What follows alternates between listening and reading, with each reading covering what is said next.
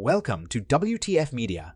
If you love crazy, unbelievable stories, make sure to subscribe and hit the bell so you don't miss out. Let's jump right into today's story. I hated the rain. I sat in the cab of the truck, watching it hit the windshield and listening to it bang on the roof. It wasn't a nice soft summer rain. It was a gully washer. When the wind blew, I could see the sheets of water washing across the parking lot. It wasn't a hurricane, but it sure looked like the newscasts that you saw on TV. The AC unit on top of the Heritage Cottage buffet would just have to wait until it stopped.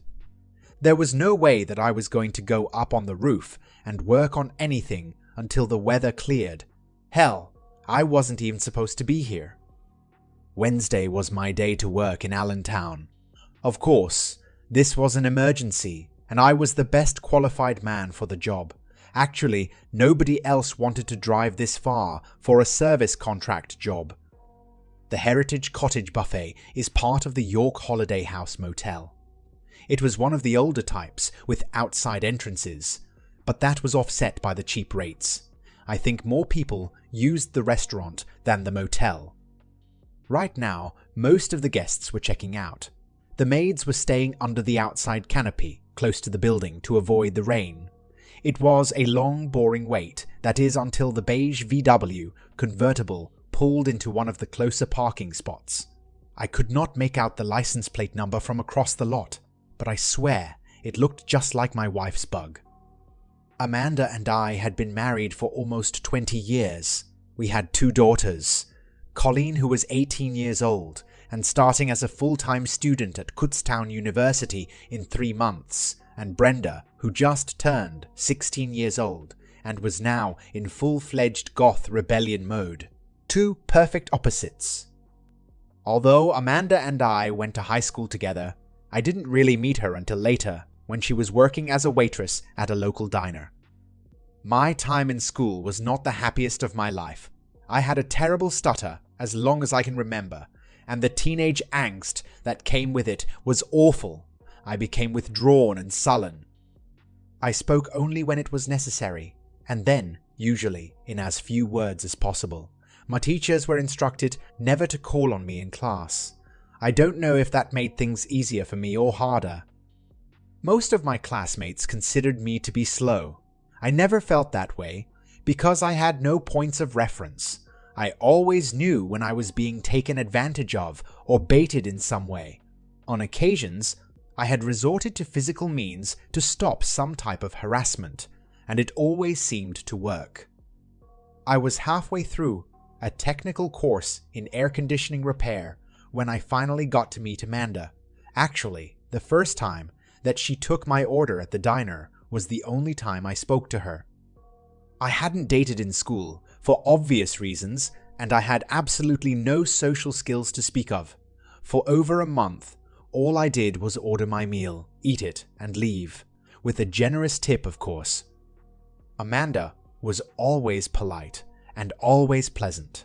I felt comfortable being close to her. It took a lot of courage on my part, but I did eventually ask her out on a date, which she readily accepted. She didn't seem to mind that I let her do all of the talking. When I did say anything, I tried to keep it monosyllabic. She was well aware of my speech impediment, but was careful not to purposely mention it in any manner. We dated for several months before things got serious. By that, I mean sexually. It was obvious the first time that I had no experience at all, but she was very understanding and was able to get us through it without too much embarrassment. Although I never mentioned it, I got a distinct feeling that she had done it all before. I really felt that it was her business and that I had no need to know what she did before she met me. We had a small civil ceremony right after I finished tech school. I had a full-time job waiting, and the pay was better than I had expected. Amanda continued to work at the diner until she got pregnant with Colleen. From there on, she was a full-time wife and mom. We weren't rich, but we were comfortable. Life was good. Just out of curiosity, I kept trying to see the tag number on the Beetle, but the heavy rain made it impossible. A silver Mercedes parked aside from the Bug, and an umbrella got out with the man under it. I was impressed with the way he coordinated the move. He walked to the VW and opened the driver's door. I felt a knot in my stomach as I watched Amanda get out of her car and join arms with the man. They half ran and half walked to the motel canopy.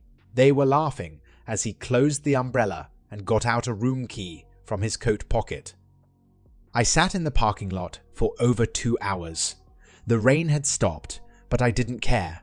I got out of the truck just long enough to go over to the Mercedes and remove the vehicle registration from the glove box.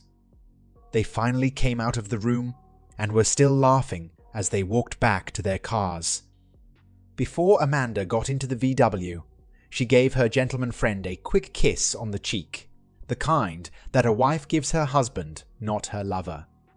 She never noticed my truck sitting across the lot. She seemed to be oblivious to everything except her companion.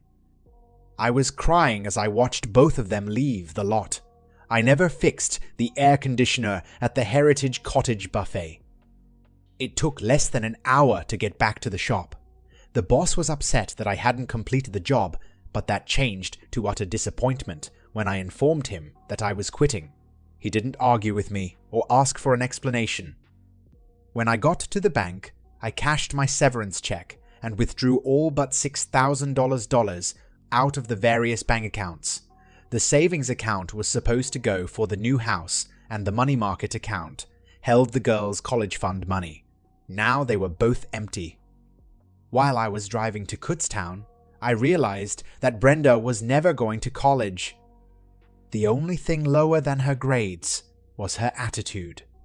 I couldn't figure out what I had done to turn her against me, and I was afraid to ask. Actually, she was just as sure with her mother as she was with me. Colleen and Brenda were both raised exactly alike, but turned out totally different. I felt a small pang of guilt, which quickly passed as I paid Colleen's college tuition ahead for the full 4 years. It was close enough to home that I did not have to worry about dorm fees and a meal plan. Amanda was home when I arrived. I took my wet boots off at the front door, as I always do. She came out of the kitchen to meet me. "John, what are you doing home at this time? I thought that you were supposed to be in Allentown all day." As I walked past her towards the bedroom, I smiled and gave her a quick peck on the cheek, similar to the one she had given her lover 3 hours earlier. She looked perplexed when I did not respond to her question. I had the first bag half packed when she entered the bedroom. "John, what the hell is going on? What are you doing?" She just stood there as I continued to pack. All that I was taking was underwear, shoes, and my Dickies work clothes. "Are you going to answer me? What happened?" "Just because you had a bad day at work is no reason to be leaving. I assume that you are leaving because you are packing." "Answer me, damn it. I am your wife. You are supposed to share this stuff with me." I paused momentarily and looked her way. She knew not to interrupt me or try to hurry my speech. I did not work in Allentown today. There was no hesitation and no stammering. It was a simple sentence, but I delivered it perfectly.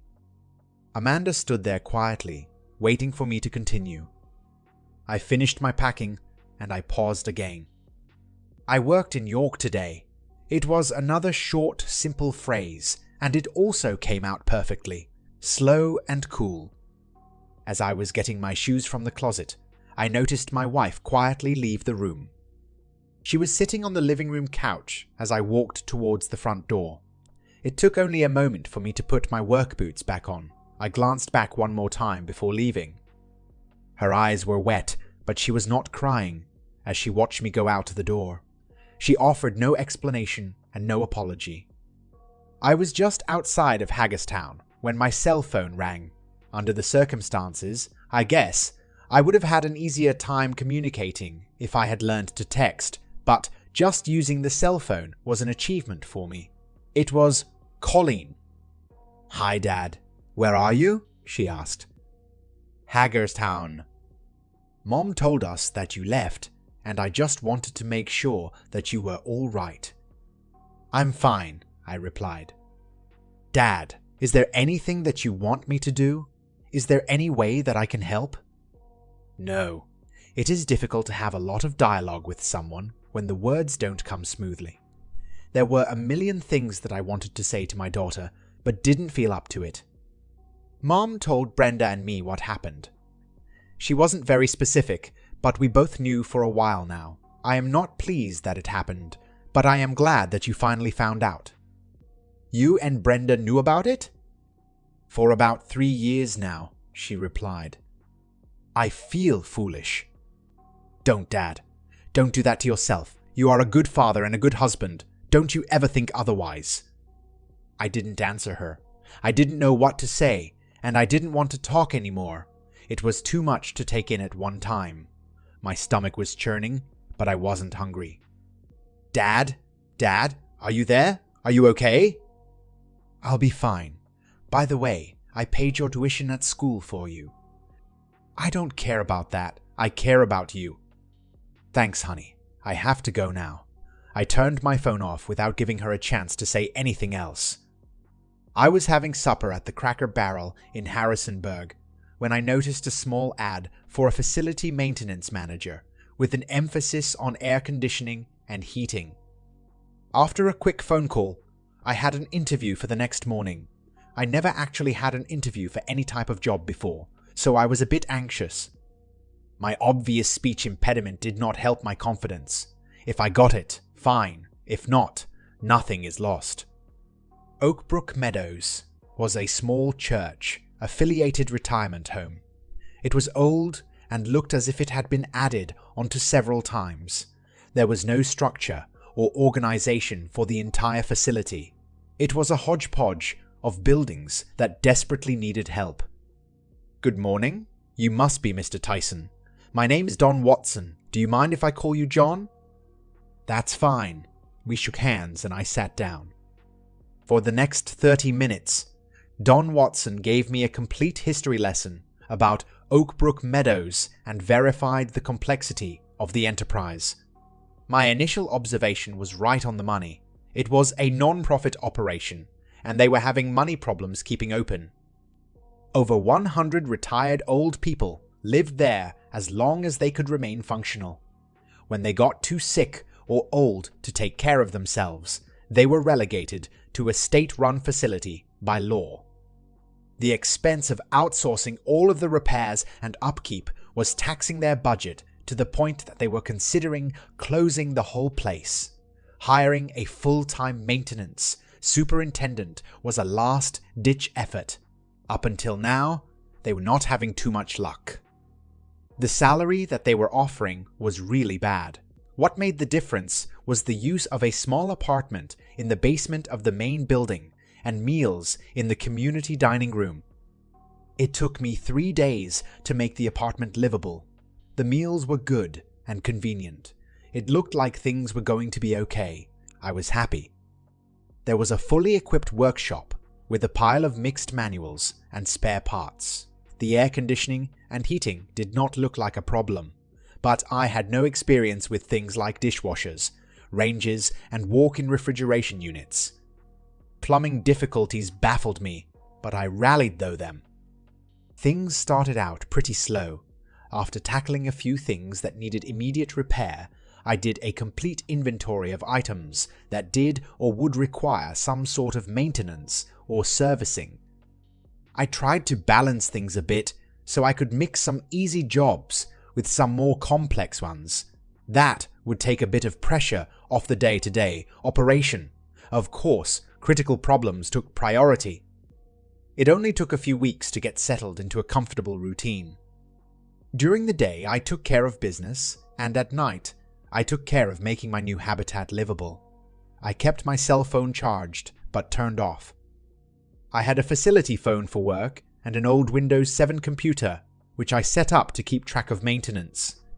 Don was happy with my work, and I was happy with the situation as a whole. Life was good. It had been over 3 months since I left. I decided to call Colleen on her birthday. This was my first contact since I left. I was surprised that no one had tried to get in touch with me, and depressed that no one cared enough to try. Of course, my phone was turned off almost all of that time. "Colleen, it's Dad. Happy birthday." "Dad, how great to hear from you. You had your phone turned off. Where are you and what are you doing? I was worried about you." "Slow down, one question at a time." "I'm fine. I got a job and a place to live in. I am more concerned with how you are doing." "School is good. I am in a dorm room with 2 other girls. I went on the meal plan rather than going home to eat. I have a part-time job at a sandwich shop near the campus." "Do you need anything?" "No, I am fine," she replied. "Is everything else okay?" "No, not really. Mom, of course, is very depressed. She told Brenda and me what happened. I don't think she is sorry about what she did, but she is sorry that she got caught. She got a job at Zin's diner, but I don't think she is making enough to keep the house. She sold all of your tools and stuff from the garage and is selling off furniture. The last time I talked to her, she said that she was going to go to the bank about the mortgage payment. I think she is going to let the house go back." "That's a shame. It was a nice house," I replied. "Oh, by the way, Brenda is gone. In case you didn't know, you are not Brenda's biological father. It is some guy from Gettysburg named Samuelson. I think it is the guy that she was meeting the day you found out. In any case, Brenda left and sent a postcard from San Francisco. It seems as if I am the cause of a lot of misery." "No, you are not, Dad. Mom brought all of this on herself." "Colleen, give me your address. I will send you a power of attorney so that it will be easier for your mother to get rid of the house." "You don't have to do that, but it will make it easier for Mom." The employees did not eat with the Oakbrook Meadows residents. They had their meals a bit later and in a separate section of the dining room. By this time, I was friends with the other employees and several of the inmates. I don't know why I thought of them as inmates, but it seemed appropriate. Ivy James soon became a regular at my lunch table. Ivy was in charge of the facility laundry. In fact, she was the facility laundry. Most of the residents did their own wash in the community laundry area, which I also had to maintain. If there was a way to screw up a washer or dryer, they quickly figured it out. Ivy was about 40 or so. She wasn't a raving beauty, but she wasn't a dog either. I found out that she was single and had never been married. She lived with her parents, and they dropped her off and picked her up from work. What set her apart from everyone else and endeared her to me was that she was deaf. In no time at all, I found myself spending more and more time with Ivy. She had a small notepad on a strap around her neck and used it when it was necessary. Normally, she could manage pretty good without it. She could read lips quite well, and for some reason I didn't stutter when I was with her. I didn't even have to say the words. I could just mouth them. Our relationship improved when she invited me to spend Thanksgiving with her family. Her parents and sister were not hearing impaired. Her mother and sister were both proficient in ASL. Her father was good-natured about it, but relied on the 2 women to interpret for him. They quickly picked up on my stutter and were careful to steer the conversation so that I could minimize speaking, but still feel included. All in all, it was a good experience. Ivy and I grew closer. The Virginia School for the Deaf was located 30 minutes away in Staunton. I had no trouble enrolling in an evening ASL class, even in the midterm. I didn't say anything to Ivy, but she figured out something was going on when I started to pay more attention to her signing at different times. When I finally told her, she was beaming and offered to stay late to help me with my homework. The school explained that it would probably take about 2 years to become accomplished enough to carry on a simple conversation, but I had to start somewhere, and I was motivated. Work was good. I had a social life of sorts, but I was not really dating. Every day the pain I felt at the loss of my marriage diminished more and more. Colleen called and told me that she was coming down for Christmas. She didn't ask me, she told me. How could I refuse? Oakbrook Meadows had a few guest rooms available, so I had no trouble reserving one for her. I was a little anxious about her meeting Ivy, but it was not necessary. As soon as Colleen realized that Ivy was deaf, she started signing. She wasn't really good at it, but good enough that the two of them could converse at great length without me. Colleen had taken 2 courses while she was still in high school and was able to get advanced placement when she started college. Of course, dear old Dad knew nothing about this. It seems that she had already decided to major in special education at Kutztown. We ended up spending most of the Christmas vacation time with Ivy and her parents. Of course, I still had maintenance to perform. Things seemed to keep breaking even though it was a holiday. Colleen didn't seem to mind that I had to leave her on occasion. I was a bit embarrassed when I got a mistletoe kiss from Ivy, but Colleen seemed to enjoy my discomfort. Before leaving, Colleen happened to mention that she thought that Amanda was still in touch with Jeff Samuelson. It was not something she had said to Colleen, but just little hints and things that she accidentally said or made references to. Colleen got the feeling that she was planning for something to happen in the future and was looking forward to it. 2 weeks later, I was served. She didn't ask for a thing. I signed everything and sent it back to her lawyer. There was only one thing that bothered me. I was pissed off. She had used me and taken advantage of me and then felt that she could just discard me when she no longer needed me. That was not right. I know. I left her and I opened that door. It still was not right, and I was left wanting some sort of balance. I was happy with my new life, and normally should have just accepted my good fortune and moved on. I couldn't do it. Ivy did not gloat when I told her about the divorce, but it was obvious that her spirits perked up a bit. She was still her same old self, but better. My nights were sleepless, as I kept dwelling on the fact that I was used and taken advantage of. My pride was destroyed. She screwed around, and I was the one that was hurt. I know it is the normal way that things go, but I still don't like it. I needed closure. It was Monday at 6 a.m. I was having coffee at the Ugly Mug Cafe in Gettysburg, waiting for Jeff Samuelson to go to work. He left home at 7 a.m. just as I arrived. I had updressed a bit for my meeting with Mrs. Samuelson because I didn't want to make her feel uncomfortable. I had no idea what I was going to say to her as I rang the bell. Although it was early, she was already dressed. Yes, can I help you? Mrs. Samuelson, my name is John Tyson. I was hoping that I could get a minute of your time. Are you selling something, Mr. Tyson? I don't think we would be interested, she replied. No, madam. It's a personal matter concerning your husband and my wife. She stood silent in deep thought. I couldn't tell if she was going to ask me to leave or ask me in. Your wife's name wouldn't happen to Amanda, would it? She asked. Yes, madam. Please come in, Mr. Tyson. We do indeed have to talk. Marie Samuelson and I spent the next 2 hours together. When I left to return home, I wasn't sure if I felt better or worse. She had suspected something for several years, but was never able to come up with anything concrete. She had been calmly stoic most of the time until I told her about Brenda. Her whole demeanor changed.